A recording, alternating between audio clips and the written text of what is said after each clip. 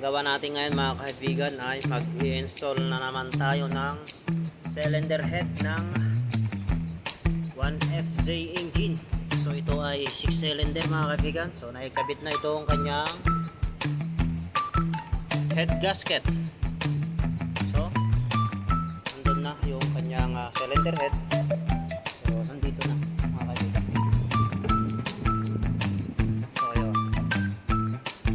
So sasalpak na natin.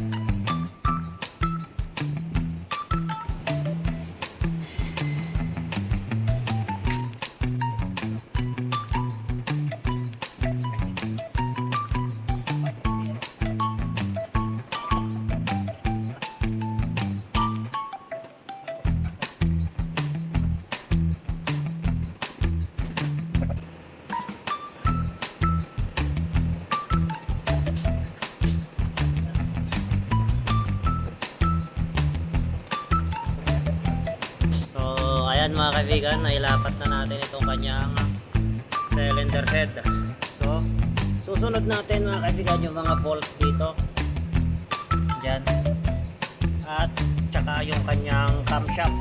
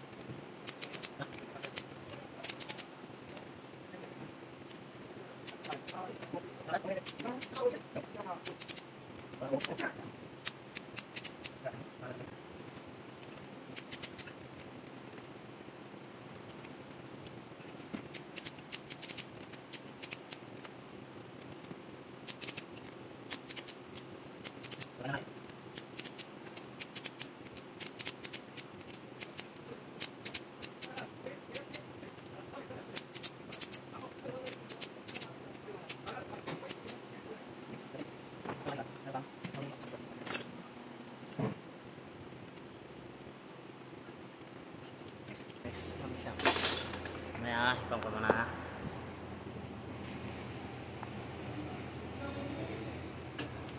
So, ito mga kaibigan, mayroon palang tornilyo dito na 12. Ayan. So, ayan, natapos na natin na ma-torque mga kaibigan. So, ito na mga kaibigan, kakabit na natin itong kanyang camshaft. Dos. Sa dos.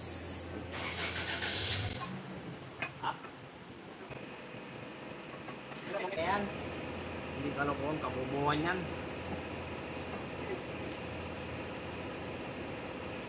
Kabubuhan lang yung ilaw-ilaw na yan. Wala ka ito. Magaling tumahiming yan eh.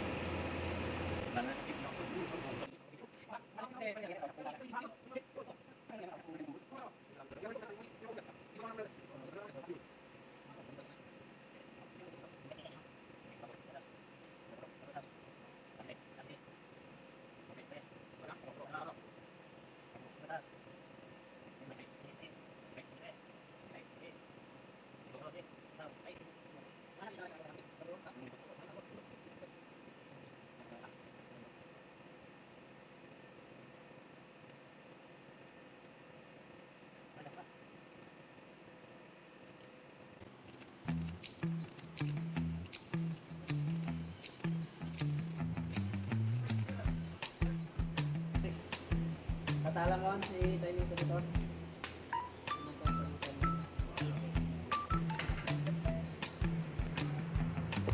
So, check natin mga kaibigan.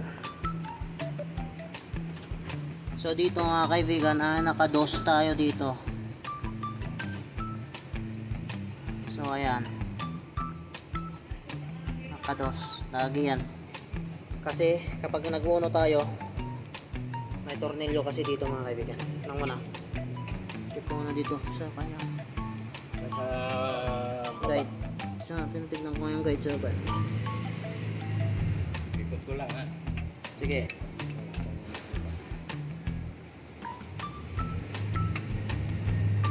Sige. Nakakwanto. Ibalik mo, balik. Sige pa. Ikot ako muna.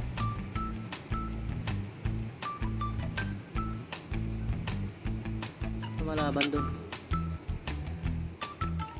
Ano yung laban niya? Tingnan mo. Lalaban eh.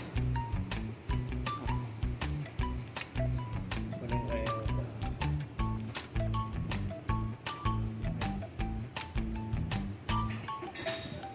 Laban? Ganun-ganun ba? Sige, ikaw mo. Para tignan ko dito.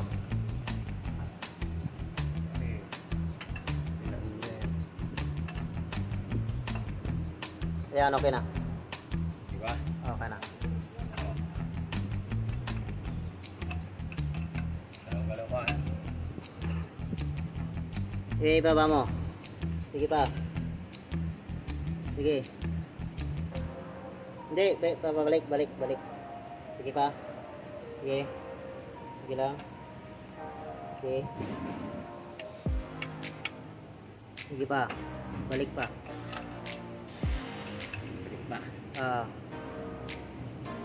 Sige pa. Sige pa.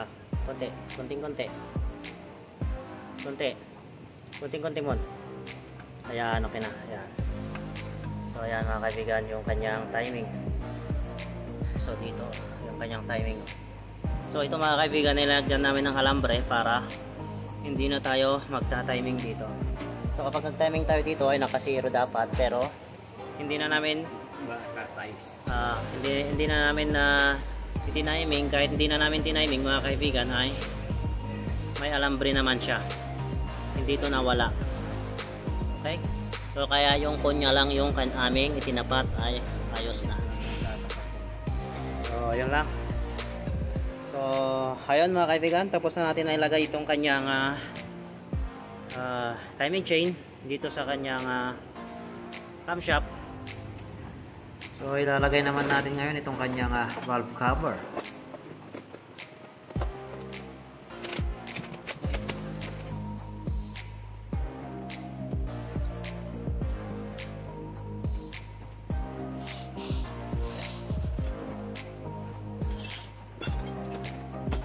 So pagkatapos na ito mga kaibigan ay ilalagay na natin yung kanyang wiring at ang kanyang intake manifold at saka throttle body para ma-faandar na natin ito.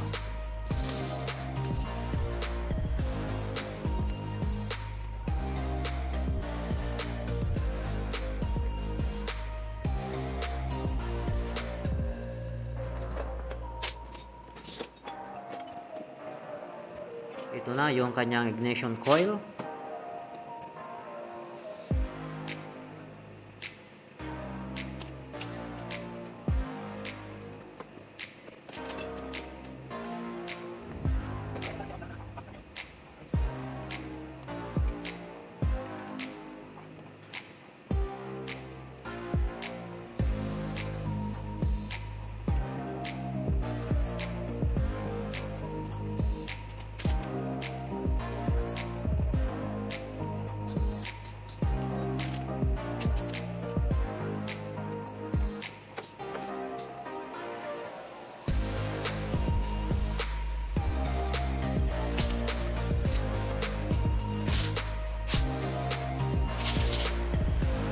So ito na mga kaibigan, subukan na natin paandarin. So stop mo na.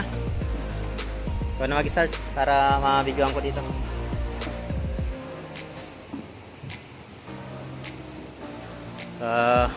Papaandarin na ni Mr. Palisok mga kaibigan.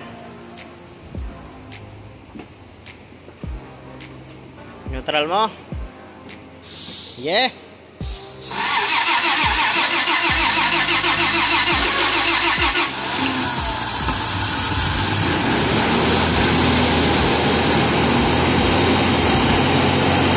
ayan mga kaibigan, yung unang andar ng ating ginawa. So ito mga kaibigan ay yung problema niya ay naghalo yung tubig at langis.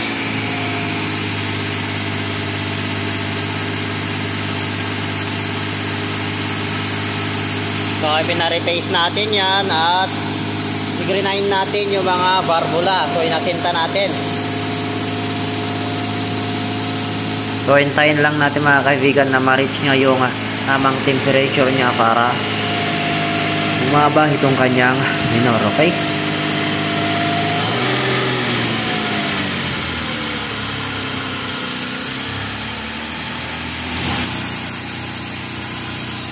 So ayan mga kaibigan, umutok-usok. So yan yung mga langis.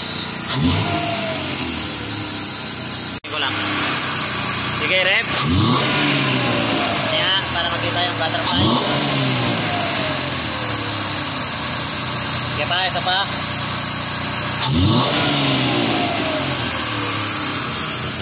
So ayan mga kaibigan, yung kanyang andar.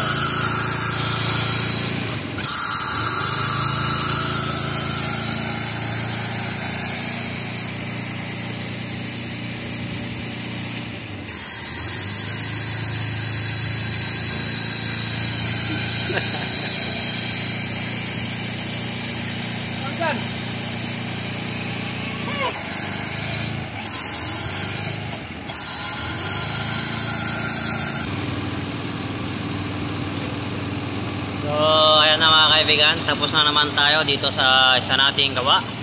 So ilalagay na lang itong kanyang air cleaner para makalabas na itong sakyan. Okay. So ang ganda na yung andar. So rev natin. Okay, rev natin. Bababa na, kanina ang pasok.